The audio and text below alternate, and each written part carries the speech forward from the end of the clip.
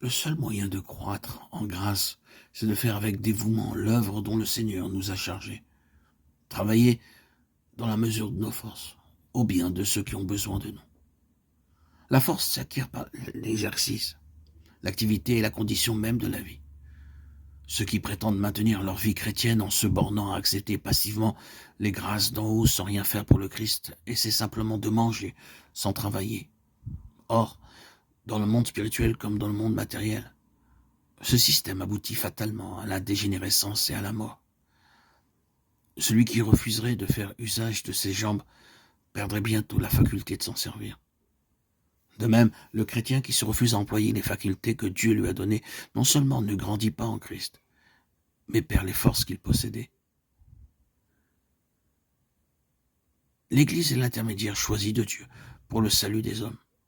Sa mission est de porter l'Évangile au monde. L'obligation d'y participer repose sur tous les chrétiens. Chacun, dans la mesure de ses talents et des occasions qui se présentent à lui, doit remplir la tâche qui lui a été assignée par le Sauveur. L'amour du Christ qui nous a été révélé nous rend débiteurs de tous ceux qui ne le connaissent pas. Dieu nous a communiqué sa lumière, mais ce n'est pas pour nous seulement, c'est pour que nous en fassions part à d'autres. Si les disciples de Jésus-Christ étaient à la hauteur de leur tâche, il y aurait dans les pays païens des milliers de prédicateurs de l'Évangile, là où il n'y en a qu'un aujourd'hui. Et tous ceux qui ne pourraient pas se consacrer personnellement à cette œuvre la soutiendraient de leurs dons, de leur sympathie et de leurs prières. On travaillerait aussi au salut des âmes avec beaucoup plus d'ardeur en pays chrétien.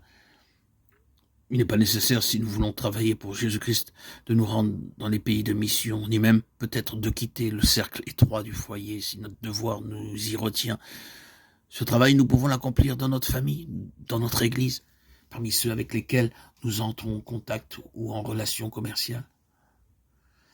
La plus grande partie de sa vie terrestre, notre Sauveur la passa en patient labeur à Nazareth, dans un atelier de charpentier, tandis qu'il vivait avec des paysans et des artisans dont il ne recevait ni attention ni honneur. Le prince de la vie était entouré d'anges. Il s'acquittait tout aussi fidèlement de sa mission en exerçant son humble métier qu'en guérissant les malades ou qu'en marchant sur les flots agités de la mer de Galilée.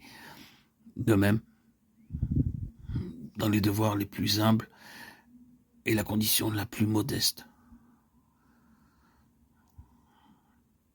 nous pouvons suivre Jésus et travailler avec lui.